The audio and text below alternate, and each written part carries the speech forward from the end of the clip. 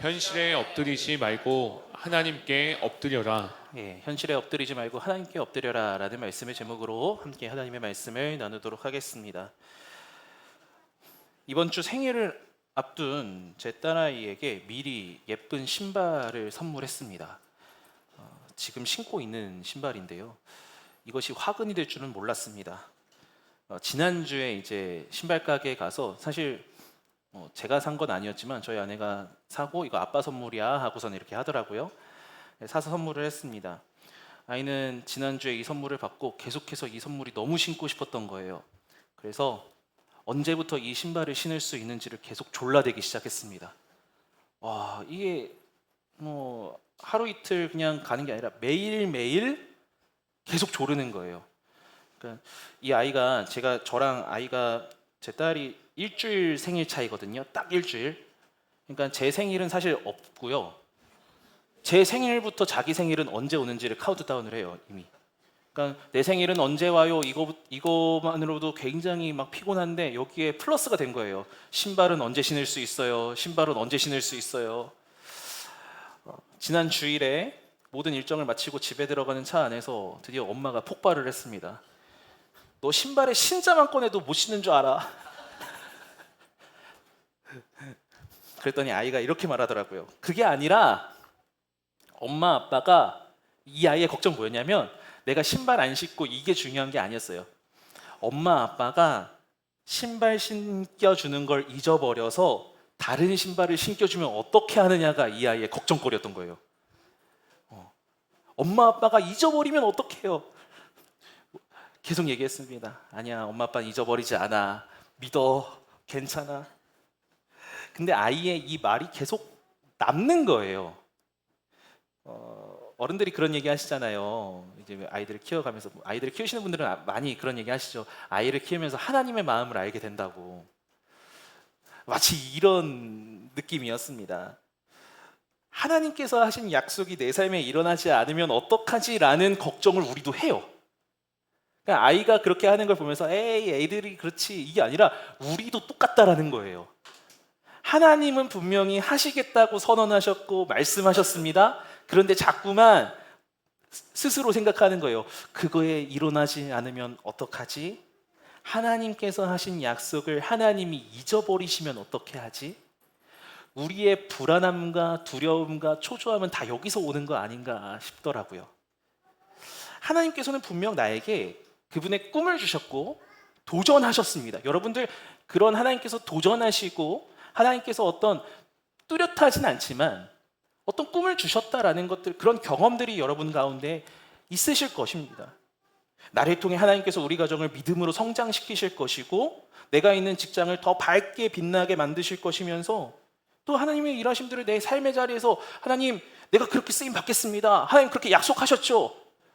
그런데 삶을 살아가면서 이게 일어나지 않거나 내가 보기에 더디게 일어나는 것을 보면서 생각하게 되는 거예요. 하나님 말씀하셨잖아요. 그런데 하나님 잊어버리신 거 아니에요? 하나님 분명히 나에게 도전하셨는데 아무 일도 일어나지 않네요. 하나님 우리의 가정을 이렇게 변화시키시겠다고, 하나님 우리의 가정을 이렇게 일으키시겠다고, 내 직장을 이렇게 쓰시겠다고, 근데 아무 일도 일어나지 않아요. 이러면서 우리는 조급하기 시작하고 두려워하고 초조해하기 시작한다라는 거죠. 아브라함과 사라가 마치 이런 반응을 오늘 말씀을 통해서 보여주고 있음을 볼 수가 있습니다.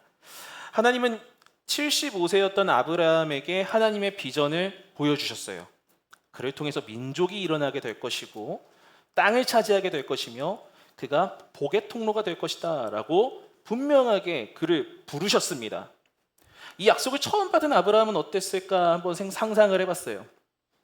당혹스러움도 있었겠지만 저는요 오히려 요즘 들어서 느껴지는 건 기쁘고 설렜을 거다라는 생각이 들더라고요. 아, 하나님께서도 나이가 많은 나를 사용하시는구나. 저는 이 지점이 참 도전이 되었습니다. 하나님께서는 하나님의 일을 하실 때에 조건을 보지 않는다라는 것을 느끼게 되었어요. 하나님은 조건을 보고 나를 쓰시는 것이 아니라 그냥 나 존재 자체 하나만으로도 하나님 나라에 쓰임받는 일꾼으로 부르시는 분이구나. 예전에는 이런 나를 하나님께서 왜 쓰신다고 하시지라는 의문을 늘 가지고 있었어요. 근데 이제 당당해지려고 합니다. 하나님이 쓰시기로 작정하셨다면 마음껏 나를 사용하여 주시옵소서. 왜냐하면 하나님의 일하심은 나의 어떤 존재 유무로 되고 안 되고 갈리지 않더라고요. 하나님이 말씀하셨다면 그 일은 반드시 이루어집니다. 하나님께서 이루신다고 하시는 그 일에 그냥 나는 동참하는 것 뿐입니다. 그래서 기도가 바뀌게 돼요. 하나님, 왜 그러세요? 왜 대체 나를 쓰세요? 라는 질문이 아니라, 하나님, 이왕 하나님 하시는 거잖아요. 네, 좋습니다. 하나님 하시는 일에 나 기쁘게 쓰임받고 싶습니다. 당당하게 여러분의 삶의 자리로 나아가셨으면 좋겠습니다. 가정 안에서 믿음의 사람으로, 교회에서 교사, 리더, 섬김팀으로, 직장 안에서 여러 가지 여러분들이 맡겨져 있는 역할들이 있지 않습니까? 하나님께 쓰임받고 계시지 않습니까? 어떤 일들을 감당할 때 하나님 나는 이거 감당할 자가 아닌데요. 하나님 내가 이것을 감당할 그릇이 아닌데요. 여러분 생각을 전환하자고요. 하나님께서 이루시는 것이라면 하나님께서 이루시는데 기쁘게 쓰임받게 하여 주시옵소서. 이왕 쓰시는 거 편하게 써 주시옵소서. 아브라함은 하나님의 약속을 붙잡고 그렇게 믿음의 여정을 밟아나가기 시작을 합니다. 그런데 하나님의 하나님이 약속하시고 그 약속이 성취될 때에는 기다림이라는 시간이 존재한다라는 것을 우리는 아브라함을 통해서 계속해서 보게 됩니다. 하나님이 약속하시고 이루시는 데까지는 시간이 필요하다라는 거죠. 근데 많은 사람들이 이 기다림의 시간을 굉장히 힘들어 하잖아요. 저는요, 꿈땅이 우리에게 감격인 이유가 뭘까 이렇게 보게 되니까요. 하나님의 약속과 성취 사이에 기다림이라는 시간이 있었기 때문에 그것이 우리에게 감격이지 않았나라는 생각을 요즘 계속하게 돼요. 저는 요즘에 이제 13주년 전시회도 준비하고 여러 가지 사진도 보고 이렇게 정리를 하면서 우리 교회가 그 땅으로 가기 위해 겪었던 여정들을 돌아보고 있습니다. 근데 하나님은 다 이유가 있으셨더라고요. 평화동 구시가지에 그 정말 유흥가가 가득한 거기에 우리를 보내주셨을 때, 그리고 김천 혁신도시에 들어와서 저쪽에 상가 건물에 들어갔을 때 그 작은 공간, 얼마나 작은 공간입니까? 그리고 이곳으로 와서 확장 이전을 해서 생활하던 이 시기들, 모든 게 다 하나님의 이유가 있었다라는 거예요. 이러한 과정들을 하나님께서 거치게 기다리게 하시면서 하나님께서 약속하셨던 것들을 이 기다림 끝에 보게 하시는 것이구나. 11년이라는 시간 동안 우리를 준비시키셨다라는 것들이 그려지게 되더라고요. 아마 하나님은 우리 공동체를 통해서 다시금 기다림의 시간을 허락하실 겁니다. 근데 좀 어떤 면에서는 이 말을 하면은 또 어떤 분들은 부담이 될 수도 있겠지만 기다림의 시간이 기대가 됩니다. 하나님이 또 어떤 일들을 우리를 훈련시키시면서 이루어 가실지요. 이것은 개인의 삶에도 동일하게 적용이 됩니다. 여러분, 하나님께서 개개인에게 허락하신 그분의 계획과 목적이 있습니다. 뚜렷하진 않지만 계획하고 계셨습니다. 그 일이 이루어지기까지 우리는요, 하나님의 일하심을 기다리면서 가야 됩니다. 기다림은 필연적이다라는 것을 우리가 좀 기억했으면 좋겠어요. 하나님 언제까지입니까? 라는 질문 참 많이 하죠. 하나님은 근데 언제 그 일이 이루어지는 거에 관심이 있으신 분이 아니더라고요. 하나님의 때가 이루어질 때까지 어떤 모습으로 살아가느냐, 어떤 믿음의 자녀의 모습으로 살아가느냐에 더 초점을 맞추고 계시더라고요. 사랑하는 여러분, 기다림의 때는 분명하게 우리에게 찾아옵니다. 이미 그 시간에 보내고 계신 분들도 계실 것입니다. 언제 이것을 이루시겠습니까? 하나님을 재촉하는 것이 아니라 하나님이 일하시는 그 때에 걸맞게 쓰임받을 수 있는 자로 나를 성장시켜 주시옵소서. 그것에 감당할 수 있는 존재로 나를 키워가 주시옵소서. 우리의 기도 제목이 이렇게 변화되기를 원합니다. 아브라함과 사라는 이 기다림의 시간을 마주하고 있으면서 하나님 앞에 이렇게 나아갔어야 돼요. 그런데 오늘 본문 1절을 보니까 그렇게 나아가지 못하고 있음을 보게 됩니다. 본문 1절을 한번 읽어봅니다. 읽겠습니다. 시작.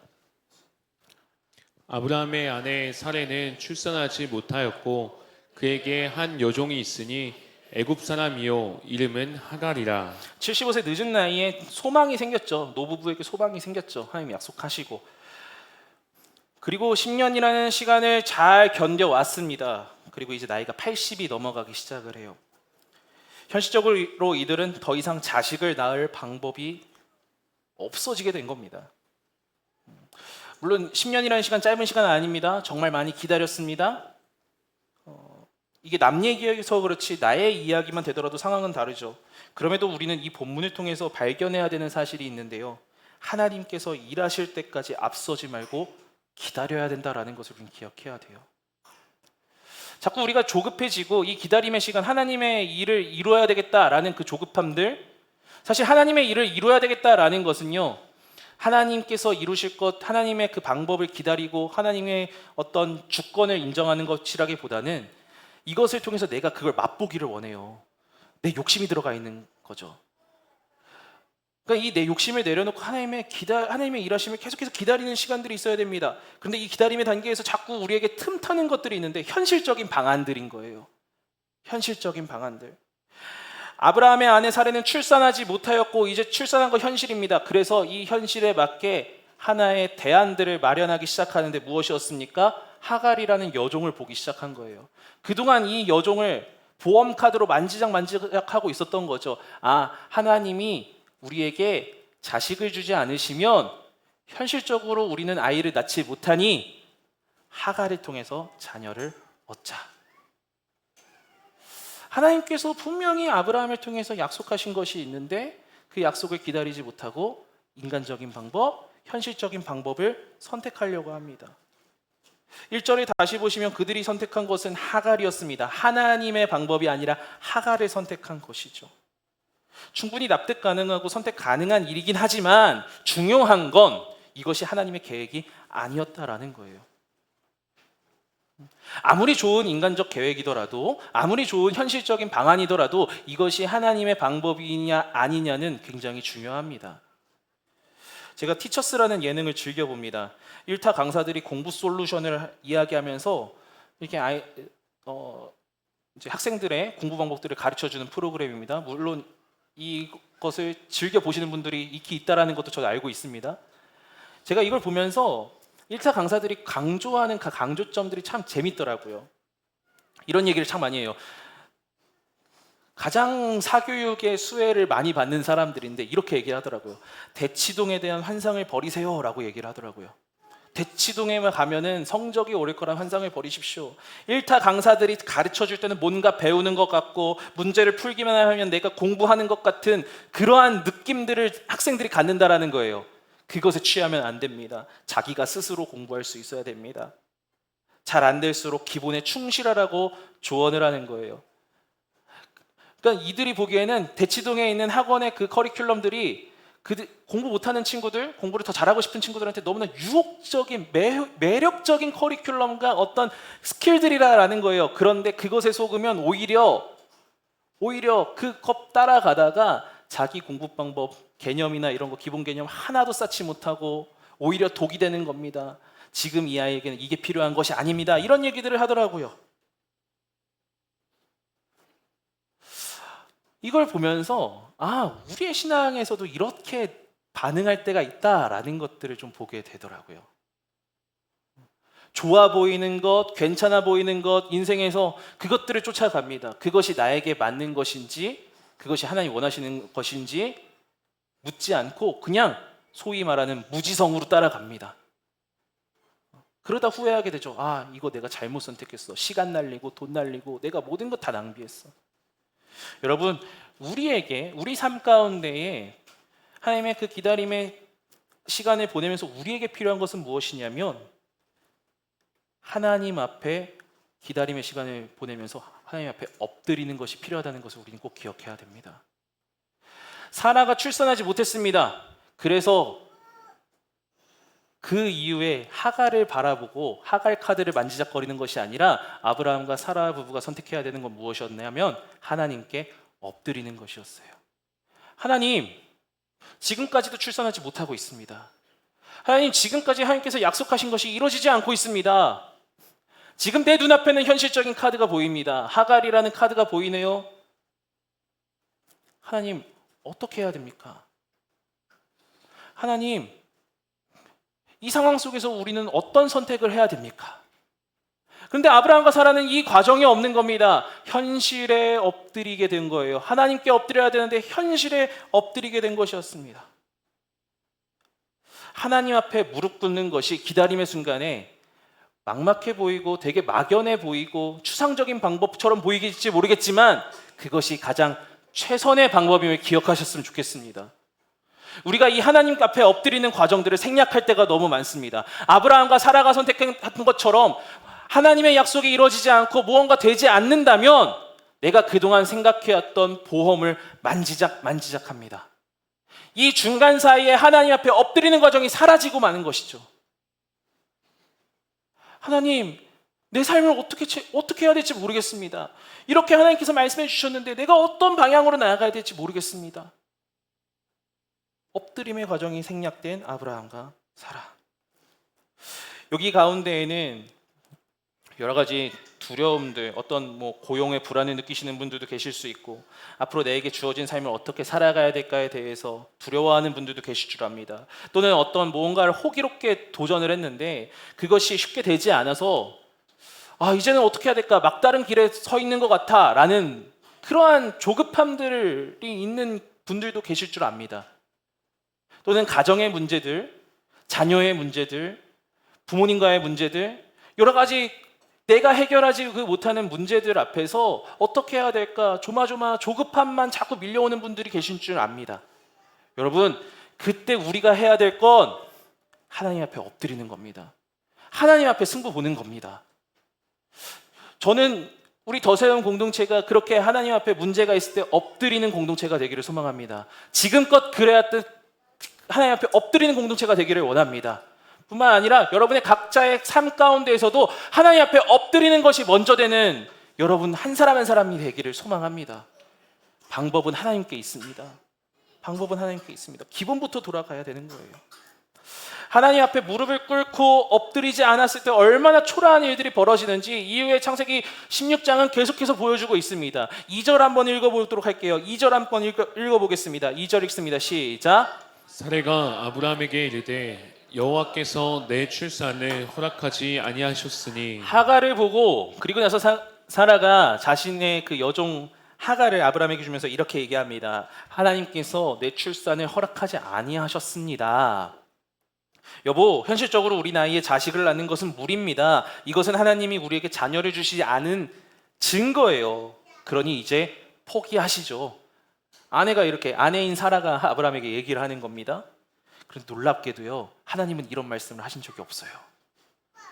하나님은 아브라함과 사라에게 너에게 자녀를 주지 않았어 라고 얘기하신 적이 없으세요. 창세기 12장과 13장에서 아브라함에게 이렇게 말씀하셨습니다. 내가 너로 큰 민족을 이룰 거야. 아브라함에게 말씀하셨어요. 그리고 13장에서도 말씀하십니다. 내가 내 자손이 땅에 티끌 같게 하리니 너를 통해서 자손을 주겠다고 말씀하십니다. 사실 아브라함도 이 문제를 가지고 계속해서 고민했죠. 계속 심각하게 고민했습니다. 계속 하나님 주신 약속을 하셨는데 왜 대체 일어나지 않을까? 그도 나름의 자신의 그 머리를 굴려가면서 결론 내린 게 뭐였냐면 나의 상속자는 엘리에셀이구나. 내 자손이 아니라 엘리에셀이라는 상속자를 통해서 하나님 이루시는 거구나 라는 결론을 도출했습니다. 그랬더니 하나님 뭐라고 말씀하시냐면 아니야, 너의 자손은 엘리에셀이 아니야 라고 말씀하세요. 15장 4절에 이렇게 말씀하시는데 함께 읽어봅니다. 시작. 여호와의 말씀이 그에게 임하여 이르시되 그 사람이 내 상속자가 아니라 내 몸에서 날 자가 내 상속자가 되리라 하시고. 뭐라고 말씀하십니까? 너의 상속자, 너의 자손, 너를 통해서 자손이 나올 거야 라고 말씀하셨어요. 근데 사라는 지금 뭐라고 얘기하고 있어요? 하나님 말씀하시지 않은 것을 마치 사실인 것 마냥 왜곡해서 이야기하고 있는 거죠.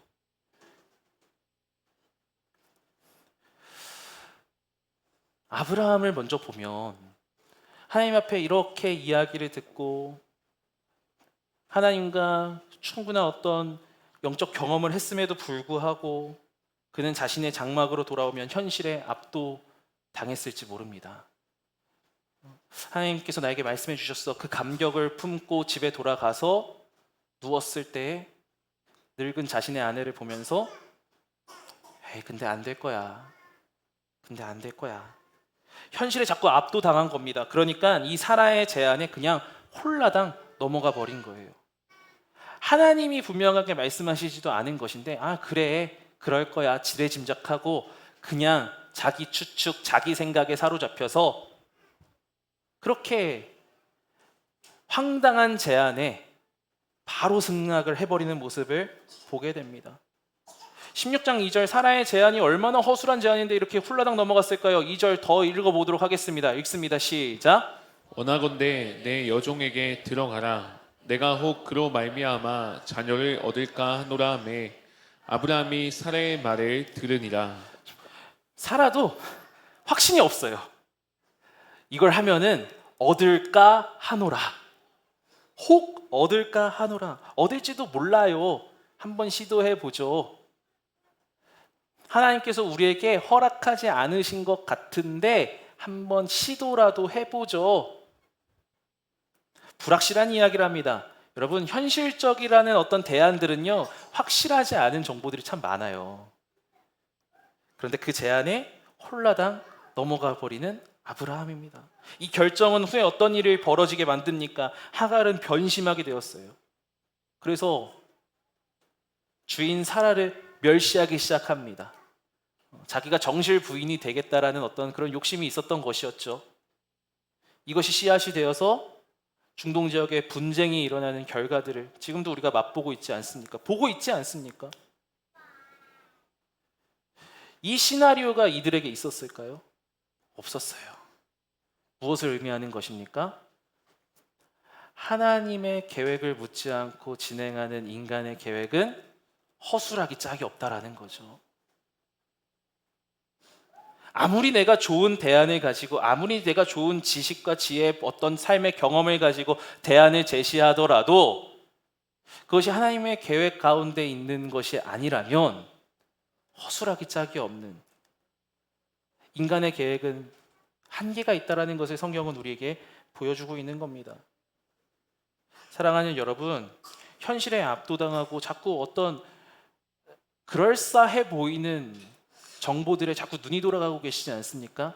다시 한번 이 성경 본문은 우리에게 이야기하고 있습니다. 그것 자체를 알아보고 그걸 준비하고 무언가를 하고 이것이 나쁜 것이 아닙니다. 먼저 그 전 단계 하나님께 엎드리는 겁니다. 하나님, 막막한 현실, 되어지지 않는 현실 이 가운데에서 내가 할 수 있는 거 하나도 없네요.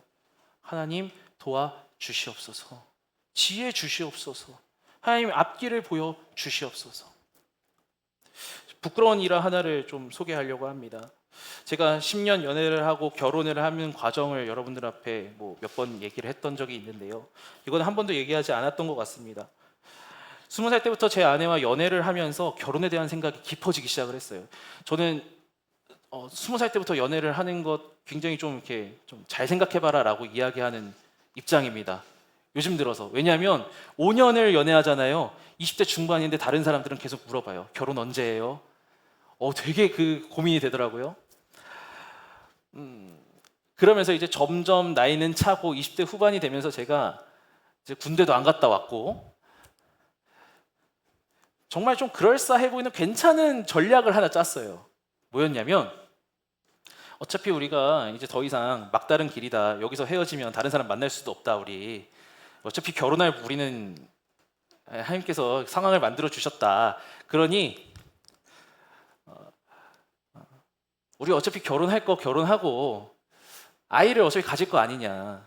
아이 둘 낳으면 군대 면제래더라. 아이 한 명만 낳아도 상근이라더라. 충분히 우리가 신혼을 생활할 수 있고 그럴 수 있지 않겠냐. 제가 지금 웃으면서 얘기하지만 여러분 이거 들으면서 얼마나 황당하세요, 그죠? 전 진지했어요. 그리고 꽤 괜찮아 보였어요. 그리고 밀어붙여 봤습니다. 됐을까요? 네, 군대 갔다 왔습니다. 그때는 꽤 괜찮은 시나리오였어요. 근데 그렇게 하면서 예상치 못한 막 이렇게 갈등들이 생기더라고요. 일단 저희 아내 굉장히 거기서 황당해하고, 아니 지 앞날을 위해서 나를 사용하겠다는 거야? 그러면서 이제 하나님께서 일하시는 때들, 하나님께서 상황들을 나중에 열어주시는 것을 좀 경험하게 됐어요.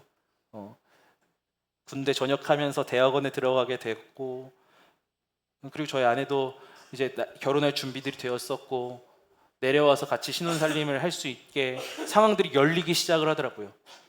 아, 하나님의 계획을 묻지 않고 내가 생각하는 이 계획, 그때는 가장 베스트라고 생각했던 그 계획이 얼마나 초라한 계획이구나. 사랑하는 여러분, 여러분이 지금 구상하고 있는 계획들 있지 않으십니까? 하나님 앞에서 삶을 살아가기 위해서 준비하고 계시는 것 있지 않으십니까? 준비하셔야 됩니다. 그러나 그것이 가장 베스트라고 생각하고 이것만 내가 하겠습니다 라고 하면서 그것만 바라보고 그것만 맹신하며 가지 않았으면 좋겠습니다. 한계가 있습니다. 그 단계를 가기 전에 먼저 우리가 해야 될 것은 하나님 앞에 엎드리는 삶입니다. 하나님 앞에 엎드리는 겁니다. 주님, 지혜 주시옵소서. 하나님, 하나님의 일하심을 내가 맛보기 전에 기다림의 시간을 보내고 있는데, 이 기다림의 시간 동안 하나님 앞에 철저히 엎드리는 내가 되게 하여 주시옵소서. 그렇게 엎드리며 나아가는 저와 여러분 되기를 예수님의 이름으로 축복합니다. 창세기 17장 1절을 한번 읽어볼 텐데요. 창세기 17장 1절 읽습니다. 시작. 아브라함이 99세 때 여호와께서 아브라함에게 나타나서 그에게 이르시되 나는 전능한 하나님이라. 아브라함이 사라와 그 일을 겪은 후에 이스마엘을 낳게 되고, 이스마엘과 하갈은 떠나가게 되죠. 그리고 다시 하나님은 아브라함에게 침묵의 시간을 보내게 하십니다. 그리고 99세 때에 나타나시는데 하나님이 뭐라고 말씀하시냐면 전능한 하나님이라 라고 하세요. 아브라함아, 현실적으로 너 86세 때 안 된다고 생각했지. 근데 더 안 될 것 같이 99세 때에 내가 너에게 아들을 줄 거야. 나는 전능한 하나님이야. 하나님이 어떤 분이신지를 선언하면서 그에게 아들을 허락해 주시고 자손의 복을 더하여 주시는 것을 우리는 창세기를 통해서 보게 됩니다. 사랑하는 여러분, 하나님은요 뭐든지 하실 수 있는 분이세요. 현실을 뛰어넘어, 우리는 현실적이지 않아 비현실적이야 라고 얘기하죠. 하나님은 비현실적인 분이 아니라 초현실적인 분이십니다. 현실을 뛰어넘어 일하시는 분이십니다. 그러므로 여러분, 하나님이 약속하신 것을 내가 이루려고, 내가 그 시기를 앞당기려고 조급해하지 않으셨으면 좋겠습니다. 하나님의 약속과 성취 가운데 그 기다림의 시간을 우리가 보내게 될 터인데, 지금 보내고 있는 터인데, 하나님 기다리겠습니다. 엎드리겠습니다. 주님의 일하심을 묵묵히 기다리겠습니다.